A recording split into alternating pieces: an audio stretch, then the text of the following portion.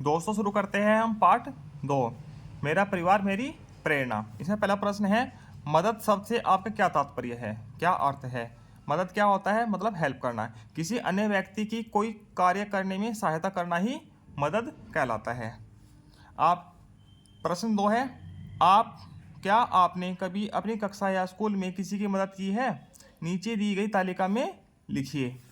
ठीक है, इस तालिका में लिखना है किसकी मदद की है, उसका नाम लिखो, कहाँ मदद की है ये बताना है, क्यों की है ये बताना है, लिख देना, और किस काम में मदद किया है ये काम लिख देना आप खुद से।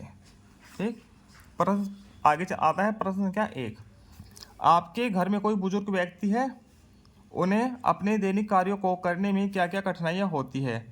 आप या आपके परिवार के लोग उस बुजुर्ग की मदद कैसे करते हैं? ठीक है, मैं लिख देता हूँ हाँ, कि हाँ है बुजुर्ग व्यक्ति। ठीक है, उनको क्या क्या कठिनाइयाँ होती है? उठने बैठने में, कठिनाई होती है। और किस चीज़ में होती है? शौचालय जाने में, ठीक, ये होती है। और क्या होती है? खाना खाने में भी होती है थोड़ी समस्या। ठीक है, ये लिख देते हैं। इसके बाद, क्या आप या आपके परिवार के लोग उस बुजुर्ग की मदद कैसे करते हैं? इनकी मदद कैसे करते हैं? इन सभी चीज़ों में सहायता करते हैं। उठने बैठने, शौचालय जाने, खाना खाने में सहायता करते हैं। ठीक है, लिख देते हैं उठने बैठने,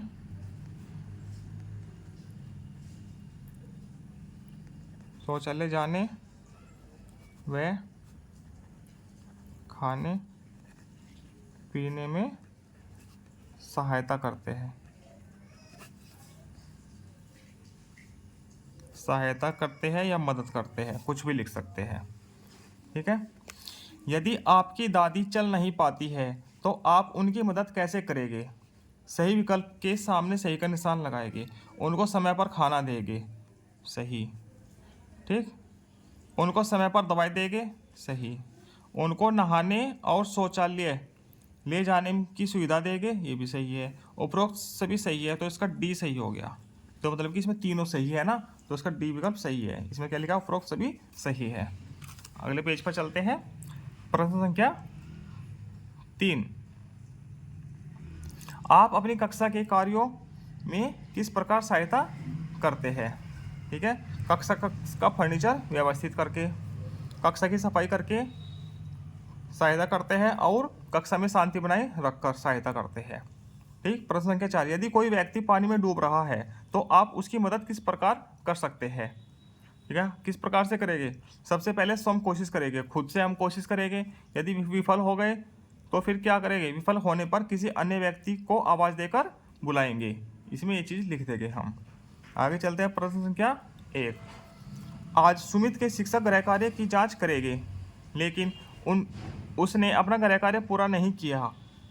शिक्षक के पूछने पर वह कहता है कि उसने गृह कार्य तो किया है लेकिन कॉपी लाना भूल गया है। तो क्या यह सही है और क्यों? हाँ, यह सही है। कभी कभी भूलवश बच्चे कॉपी लाना भूल जाते हैं। ठीक है, प्रश्न संख्या 2, निम्नलिखित विकल्पों में से कौन सा विकल्प ईमानदारी को दर्शाता है? ईमानदारी कौन सा दर्शाता है ये बताना है। मेहुल से कांच का गिलास टूट गया और वह मम्मी से कहता है कि उससे टूटा है। तो सही है, ईमानदारी से बोल दिया उसने, सच्चाई बताई है, तो ये सही बात है। सौम्या अपने शिक्षक को बताती है कि उसने होमवर्क नहीं किया है। ये भी ईमानदारी का काम है, वरना वह झूठी बोल सकती थी, कह देती कि कॉपी घर रह गई। ठीक है, रोहित बेंच के नीचे गिरा हुआ रुपया उठाकर अपने शिक्षक को देता है। ये ईमानदारी से बोला उसने। तो ये तीनों विकल्प ईमानदारी को दर्शाते हैं। अगला है, पूजा अपने दोस्तों के साथ कभी भी कोई भी वस्तु नहीं बांटती। तो क्या यह सही है और क्यों? ये सही नहीं है। दोस्तों से खाने पीने की वस्तु बांटनी चाहिए, लेकिन किसी अनजान व्यक्ति से नहीं। ठीक, यह तो सही नहीं है, दोस्तों से तो बांटनी चाहिए।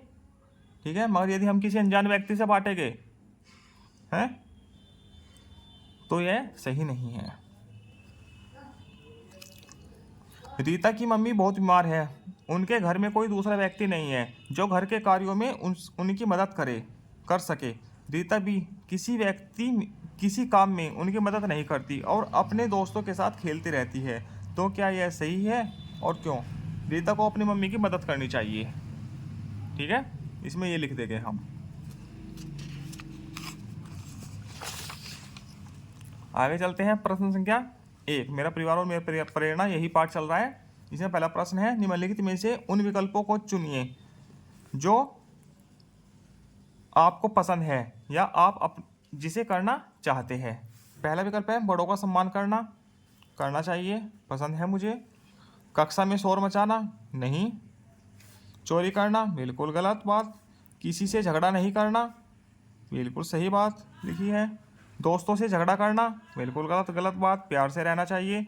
ज़रूरतमंदों की मदद करना, बिल्कुल सही बात, मदद करनी चाहिए। साफ सफाई रखना, बिल्कुल सही बात लिखी है। सच बोलना, बिल्कुल सही लिखा है। झूठ नहीं बोलना चाहिए, सच बोलना चाहिए हमेशा। क्या आपके आसपास कोई ऐसी महिला है जो बोल नहीं सकती? उनको किस प्रकार की मदद की ज़रूरत होती है? हाँ है। यदि हम उनका सिर्फ इशारा समझ लेते हैं तो उनकी बहुत मदद हो जाएगी। यदि बोल नहीं पाती तो वह इशारे से बोलेगी।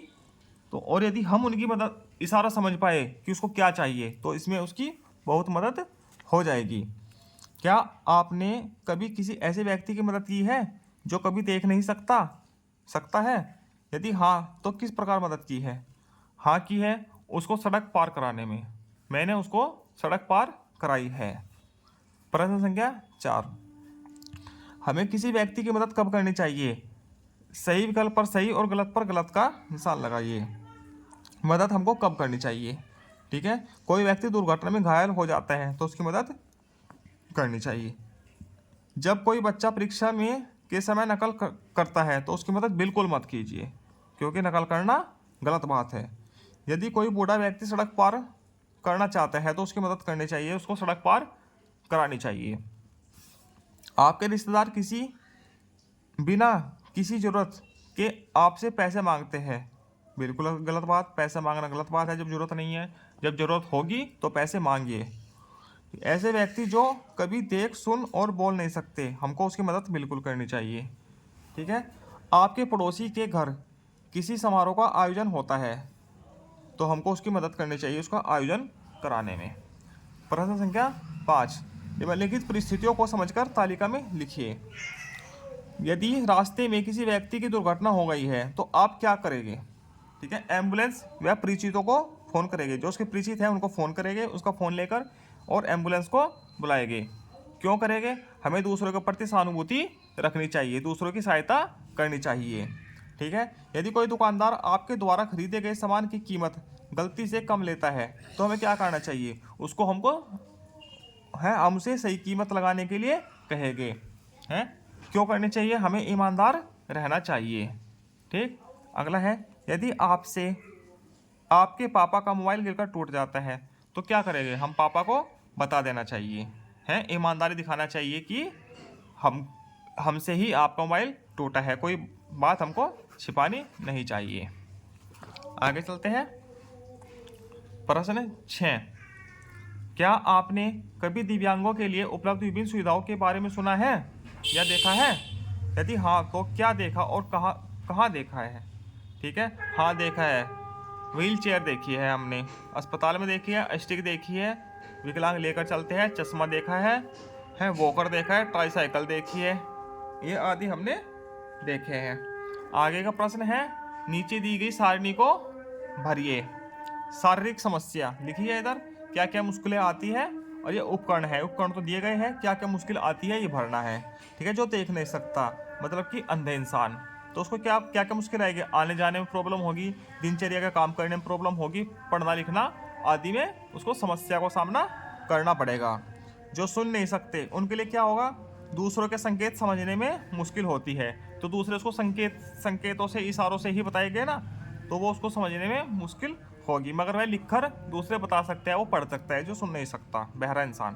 ठीक, जो बोल नहीं सकता वो क्या हो, दूसरों को इशारे समझाने में समस्या को सामना करना पड़ता है। ठीक है, कि उसको क्या चाहिए, क्या समस्या है उसको, तो दूसरों का इशारा समझाते वक्त उसको वो समस्याओं का सामना करना पड़ता है। जिन्हें चलने में तकलीफ है, उनका क्या होगी, आने जाने की समस्या होती है, ऊपर नीचे जाने में समस्या होती है, उनके लिए ये चीज़ें हैं, व्हील चेयर होते हैं, स्टिक होते हैं और वॉकर होता है। अन्य कोई शारीरिक मानसिक अक्षमता जिसके बारे में आप जानते हो वो आप यहाँ लिख देना। ठीक। अब 8वां प्रश्न, वैसे इनके अलावा कोई शारीरिक अक्षमता होती ही नहीं। ठीक है। प्रश्न 8, नीचे दिए गए चित्र में क्या दिखाया गया है, किस तरह के लोग इसका प्रयोग करते हैं, आप इसके बारे में क्या जानते हैं। ये ब्रेल लिपि है। ठीक है, यह ब्रेल लिपि है जिनको दिखाई नहीं देता, उसके लिए यह एक सांकेतिक भाषा है। ठीक है, आगे चलते हैं।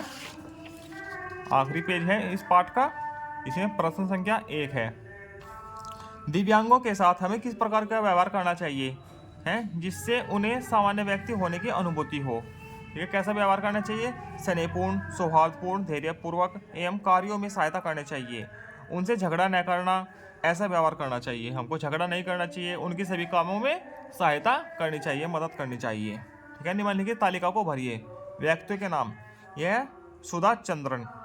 ठीक है, इसको क्या कठिनाई है, इसकी एक रोड एक्सीडेंट में ना एक टांग टूट गई थी, यह विकलांग है और भरतनाट्यम डांसर है। ठीक है, डांसर है भरतनाट्यम। ठीक है, डांस करती है। ठीक है, रविंद्र जैन, ये क्या है, जन्म से ही अंधे है। ठीक है, और मशहूर गायक है। ठीक है, गायकी के क्षेत्र में ये प्रसिद्ध है। ठीक है, शरद गायकवाड़, ये क्या है, इनको एक हाथ नहीं है, ये देखो चित्र में दिखाई दे रहा है, एक हाथ नहीं है। ठीक है, और ये तैरते हैं, बहुत बड़े एक तैराकी है। ठीक है, तैराकी के क्षेत्र में प्रसिद्ध है। ठीक है, शेखर नायक, ये क्या है, क्रिकेटर है एक। ठीक है, क्रिकेट के क्षेत्र में प्रसिद्ध है और ये अंधे है। ठीक है, ऐसे हम इसको भर देंगे। प्रश्न संख्या 3, ऊपर दिए गए व्यक्तियों से हमें क्या सीख मिलती है। ठीक है, जो ऊपर व्यक्ति दिए गए हैं इनसे हमको क्या सीख मिलती है, इसे सीख मिलती है कि सारी कठिनाइयों के बाद भी वे सफलता के मार्ग पर आगे बढ़कर सफल हुए हैं। ठीक है, यदि अंदर भी कोई विकलांगता है तो हमें उसको नज़रअंदाज करते हुए यदि हमारे अंदर भी सफलता के मार्ग पर आगे बढ़ना चाहिए। यदि हमारे अंदर, ठीक है, हमारे अंदर भी कोई विकलांगता है तो हमें उसको नज़रअंदाज करके सफलता के मार्ग पर आगे बढ़ते रहना चाहिए। इसी के साथ पार्ट 2 पूरा होता है। आगे मिलेंगे हम पार्ट 3 के साथ। धन्यवाद।